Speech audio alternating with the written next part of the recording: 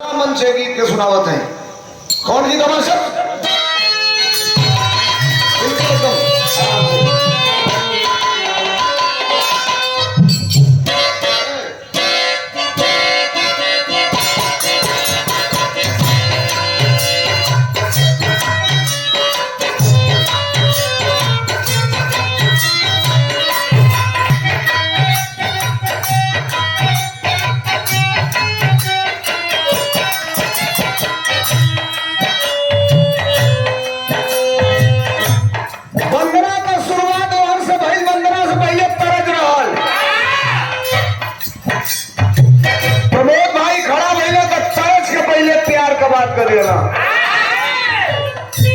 सुने जाओ रोज मरद मेहरारू कबीर हाथ सुने वालो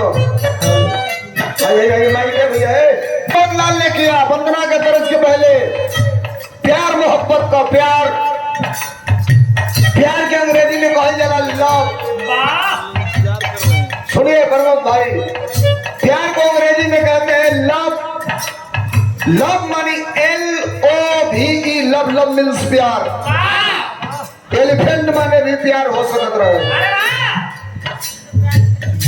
काऊ माने भी प्यार हो सकत रहे। लव मीन्स प्यार का है भाई, LOVE। नौजवान पढ़े लिखे बैठे हैं, स्नातक लोग होंगे, हाई स्कूल इंटरमीडिएट के ऊपर के लोग होंगे, सुनना मेरी बात को। LOVE, love. लव मीन्स प्यार। L से लेक ऑफ सारो, LO से ओशन ऑफ टीयर्स, LOVE से वैली ऑफ डेथ, LOVE से एंड ऑफ लाइफ। लेक ऑफ सारो पहाड़ इतना कष्ट, ओशन ऑफ टीयर्स समुद्र इतना आंसू, वैली ऑफ डेथ जिंदगी और मौत के बीच में टकराना, एंड ऑफ लाइफ जीवन की समाप्ति। ये प्यार की असली परिभाषा है। ऐसा ही गरीब नौका लेके दिन भर में 78 बार प्यार करता हूँ। 40 गो का नंबर बा व्हाट्सएप में, 39 गो ब्लॉक बा, एगो के खोल के बात ना तो कि आज तक तुम्हारे बात अगर मैं किसी से बात किया हूँ तो अपने मरी हुई मम्मी की कसम खा रहा हूँ।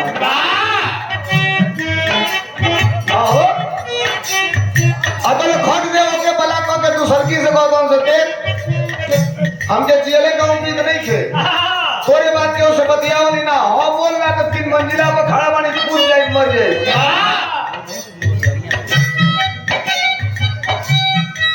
वो दूसर प्यार हो गई।